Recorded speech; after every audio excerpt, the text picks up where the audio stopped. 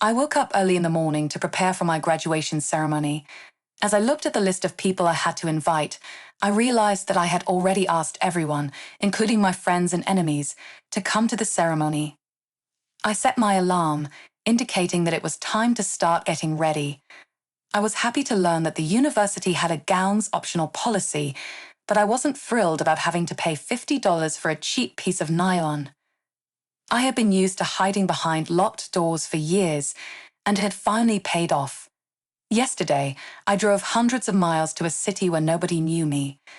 I had to pay a lot of money for the makeover and waxing, but I wanted to look my best today. I had always wanted to do things like getting new nails and eyebrows, but I couldn't during the school year.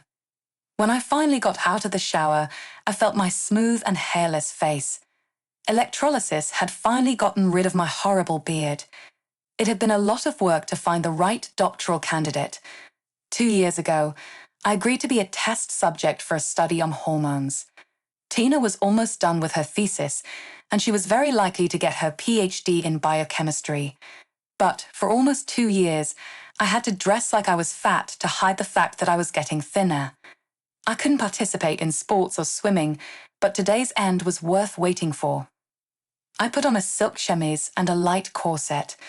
The corset was more about how it made me feel than anything else, but it took 2 inches off my waist, which was already small. It also helped me stand up straighter and walk better. It was shocking to see how different I looked from my normal self.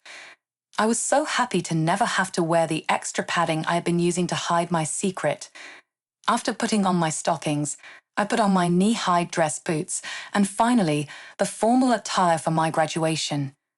It was made of soft ankle-length real velvet that hugged my body, and the neckline made it clear that I now had a proud, very feminine figure. The long medieval sleeves helped hide the fact that my arms were a little too muscular. Then came makeup and jewelry.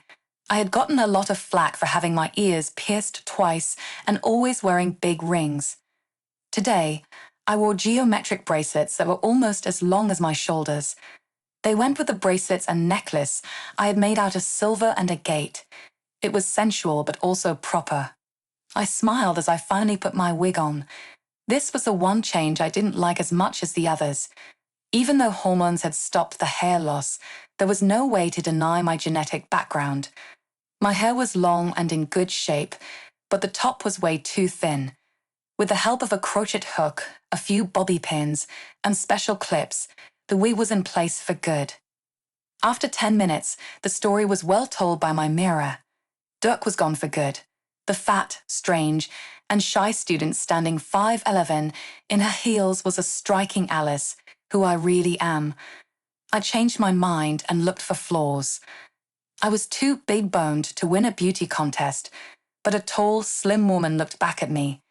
I got cold with excitement for today was much more than just the day I graduated from college.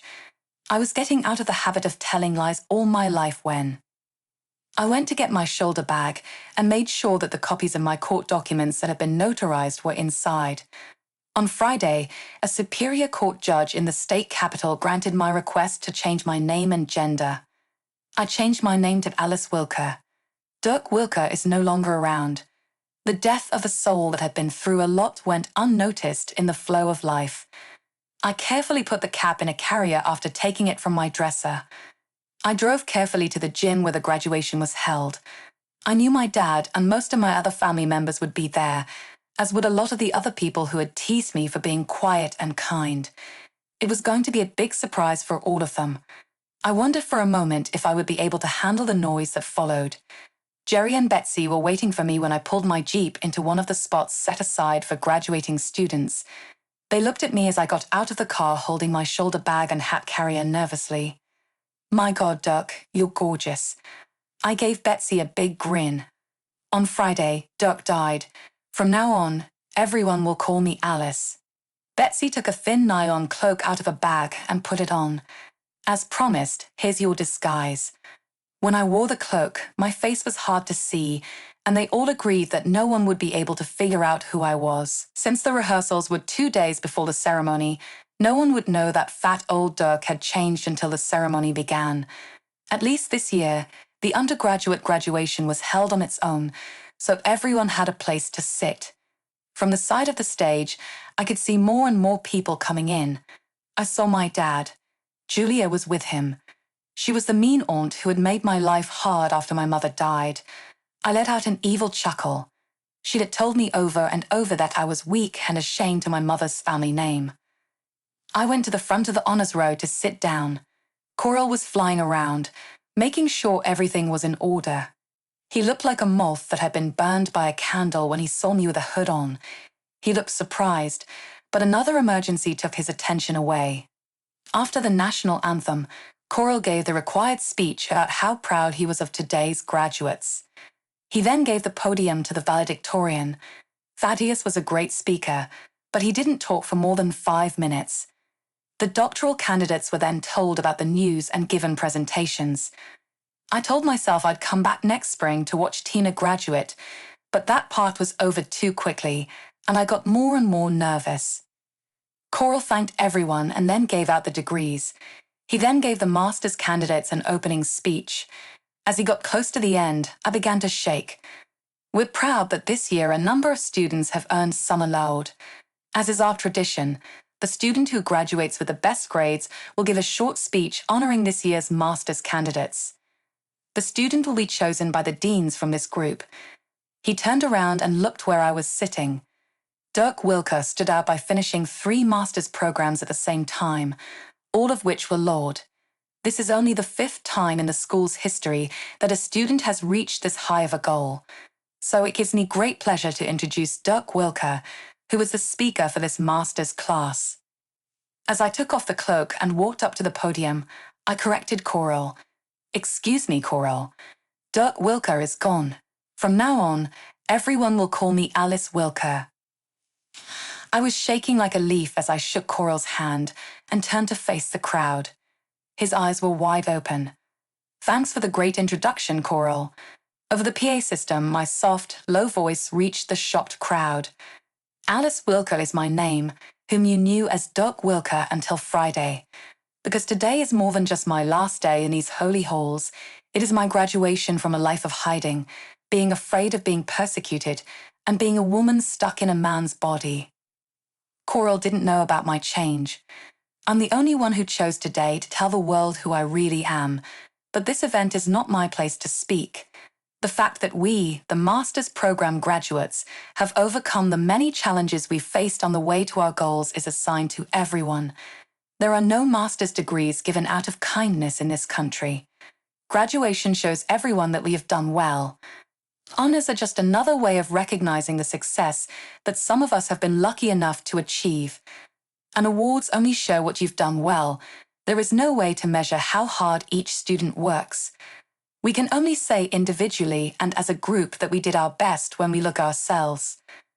So I want to say the following things to all of the graduates and guests here today, as well as to the faculty of this prestigious school. Peace and freedom are the most important things that people can strive for, and peace and freedom don't come cheap. I paused, but the costs of war and losing our freedom are getting more and more expensive. So I challenge every student who is graduating to use the knowledge they have worked hard to gain to help people who are less fortunate, and to fight for peace and freedom for all people. I looked over at Coral. Sir, I think there are a few of us who can't wait to see those scrolls you've set up so carefully in front of you. I turned around in a smooth way, shook his hand, and saw that he was smiling. As I went back to my seat, I felt happy and warm inside.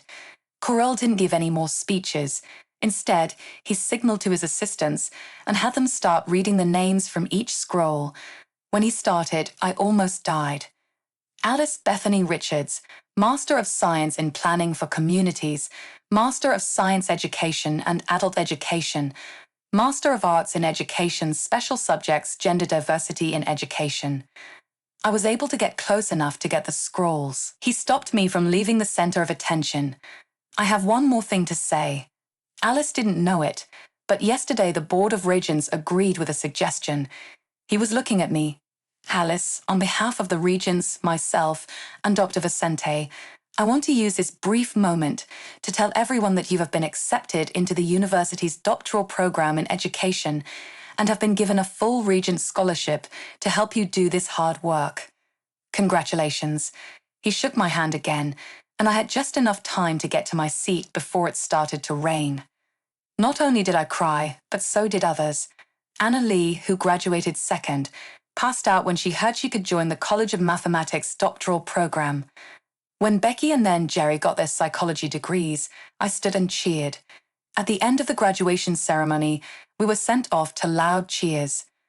Becky and Jerry stopped me from leaving alone through the back door.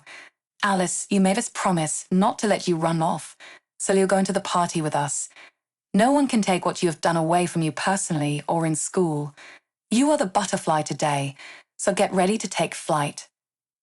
I screamed when someone grabbed me around the waist, lifted me into the air, spun me around, and gave me a hug.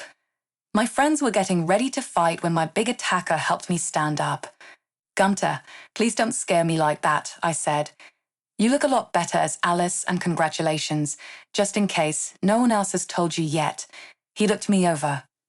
I never thought you'd be one of them, but you turned out really nice. Jerry and Becky looked very nervous, and they were on the verge of freaking out when two more huge muscles joined Gunter. Jerry, Becky, meet Gunter, Adam, and Jimmy. They gave each other a wary look. There are 3 gorillas here were the unfortunate people he tutored the whole last year. Adam smiled. Dirk, Alice was always a little strange, but she never made us feel bad for being jocks, so I guess we shouldn't complain. Jimmy seemed to be afraid.